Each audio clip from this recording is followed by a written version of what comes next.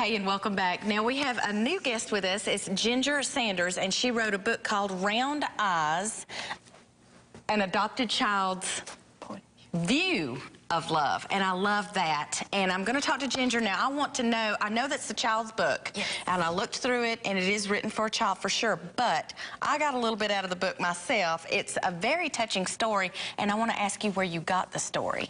Well, it's based on a true story about our son. We adopted him.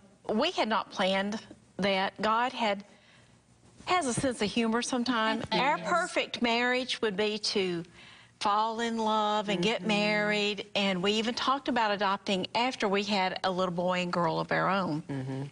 But God had other plans, and we ended up adopting him from Korea, from South Korea, and we prayed about it. What do we do? What do we do? They had told us that neither one of us would ever have a child. And so we prayed, God, what do we do? And he sent a lady that came into my office at work, and she said, would you and your husband be interested in a home study if we do it free, if you do an international adoption? And it was like God just plopped her right into our lives.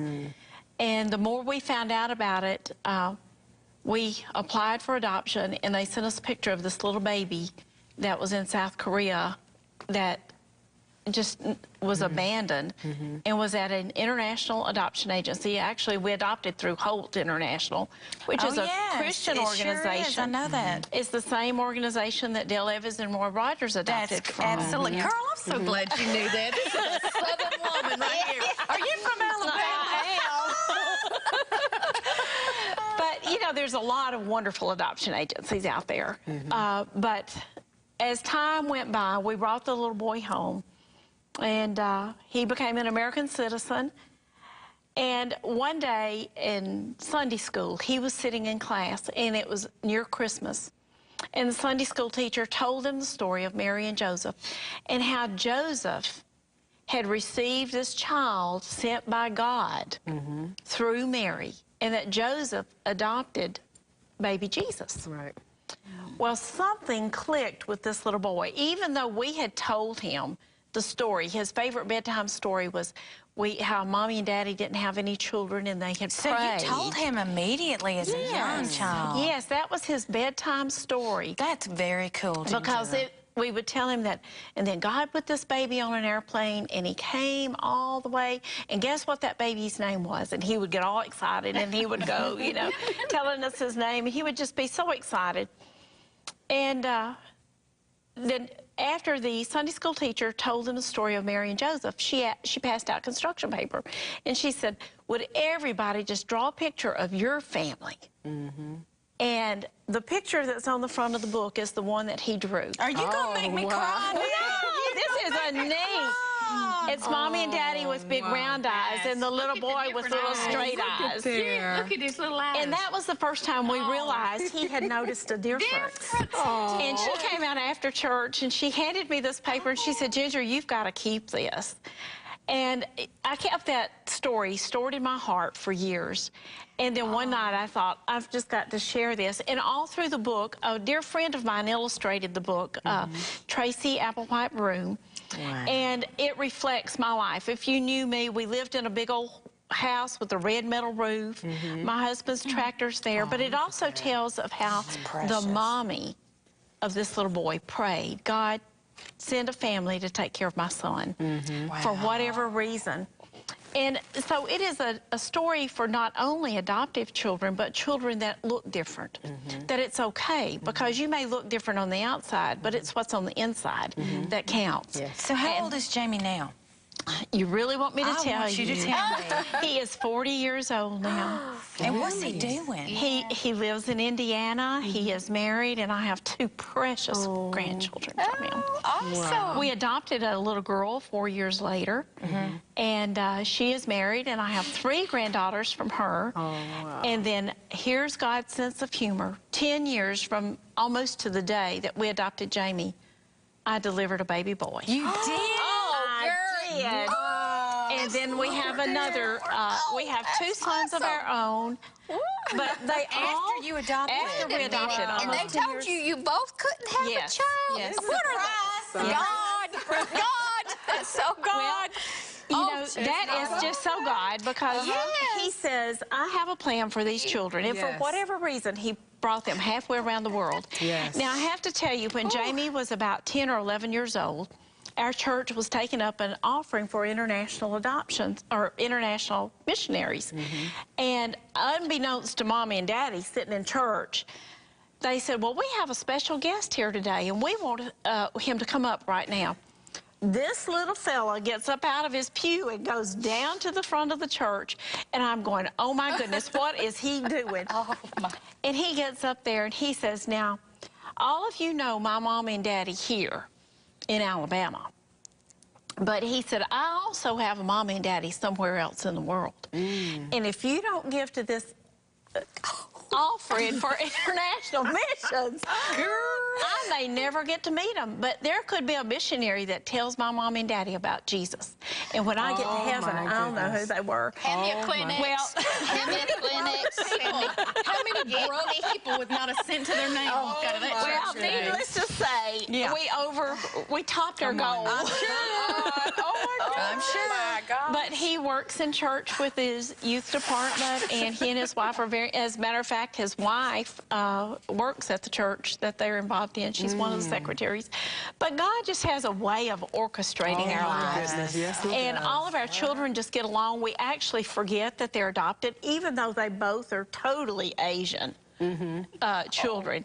We totally forget that they're adopted, and they pick at each other, and all my daughter-in-laws and my daughter, they all just get along beautifully. My And that brother's is just such a adopted. blessing. Is he Yes, really? he's adopted, and he's my brother. Right. You know, I mean, there's not any You don't difference. think anything different? No, he's just like a blood brother would be. There's not any difference. I love him just as much My as I mother love did the anyone. same thing, because it's 9 of us. But you wouldn't think that she would, you know, want any more children after that. But she consequently ended up adopting a girl, and her name is Carol. Carol. And yeah, and we, you know, we're like family. I stay in touch with her, and I call her. But I mean, it's amazing how that touches their lives and Well, how I it think changes every their child lives. is a gift of God. Oh, yes. And on his birth announcement, when we got him and brought him home, we sent out little birth announcements, not expected but selected.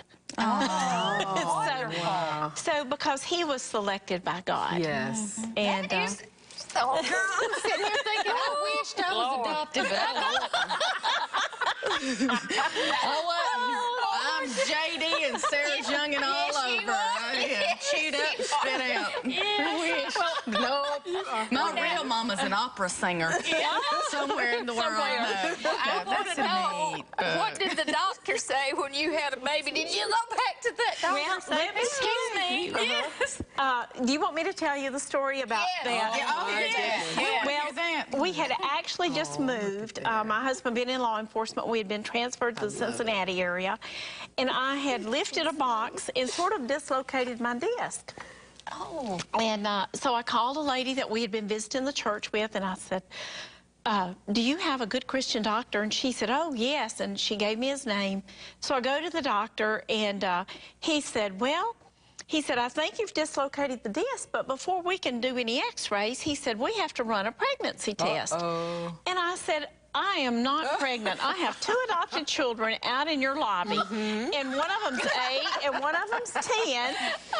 And he said, well, I'm a Christian, and I won't do anything that would hurt and so he did the little pregnancy test, and everything was fine.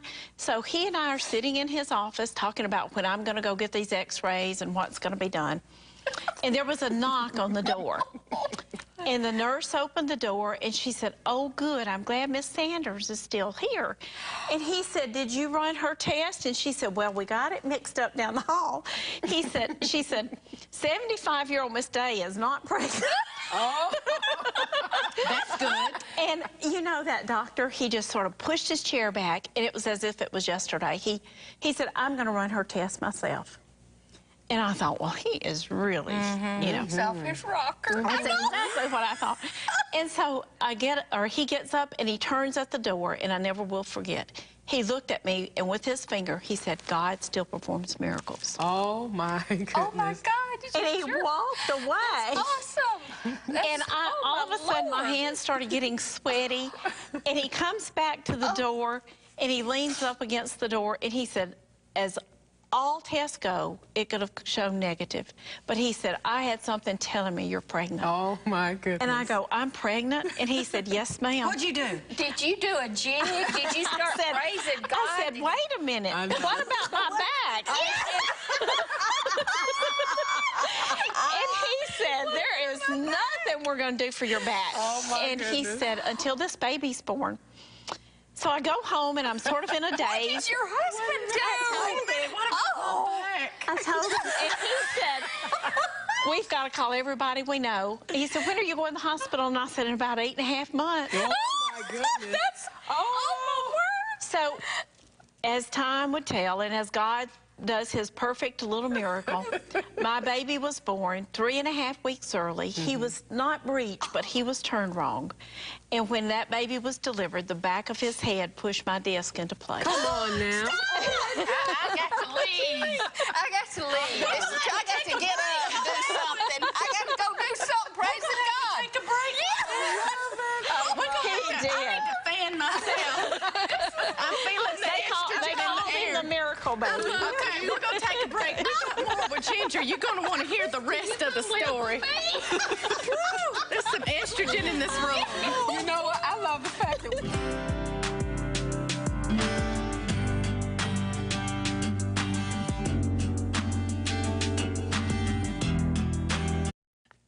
Okay, we're back, and I'm hot flashing. We're here with Miracle. I know, here's Ginger. Now, Ginger, took tell Kelly in a me full real hot quick flash. about the back of this book, the back page. On the inside, in the Right. back, there is a page where they can draw the family's picture. And there's also a page, and it might not be in that book, but the final book is.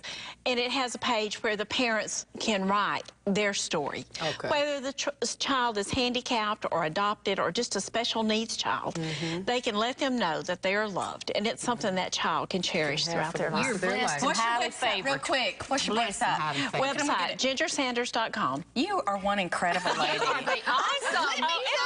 It's him. Let me touch you. I got to It's all him. Hey, Thank you for being here, friends and neighbors. We've had a great time.